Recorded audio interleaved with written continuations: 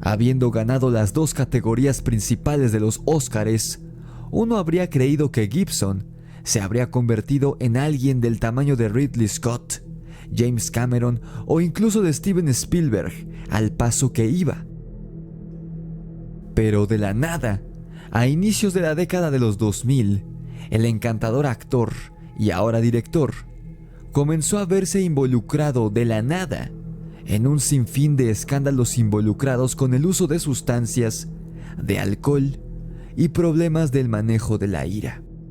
Resulta curioso que esta entrevista coincide con el surgimiento de los escándalos y el ataque hacia Gibson por parte de la prensa, y recordemos que para este entonces, en 1998, Mel Gibson ya llevaba 20 años en la industria. ¿Realmente el hombre perdió la cabeza de un día para otro después de 20 años en Hollywood? ¿O será que este comentario que hizo en la entrevista hizo enojar a alguien en la esfera de poder y este decidió silenciar a Mel? No, he came to see me on a rooftop in New York. I said, "Hey, can I talk to you?" And he said, "Sure." He floated in, sideways, through a crowd of people. He was wearing black, and it was like one of those old vampire movies where they don't walk but they glide. And he was a dancer, so he has he's very, graceful. Yeah. And he moved sideways, and he just sat down in a chair next to me, and it kind of frightened me. And he's a very smart guy.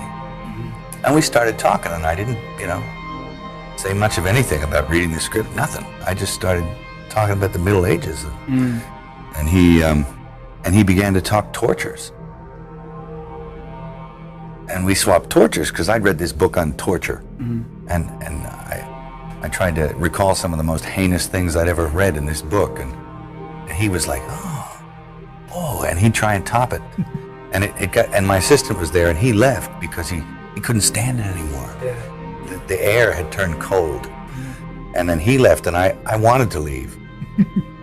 And because I knew that I didn't want to work with him. Yeah. And he was getting scary. I turned around to avoid his steady gaze at one point.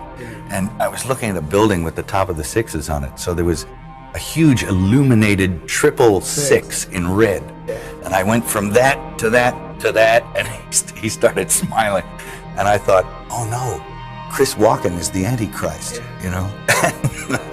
that some of your worst nightmares were real at the time. And you think,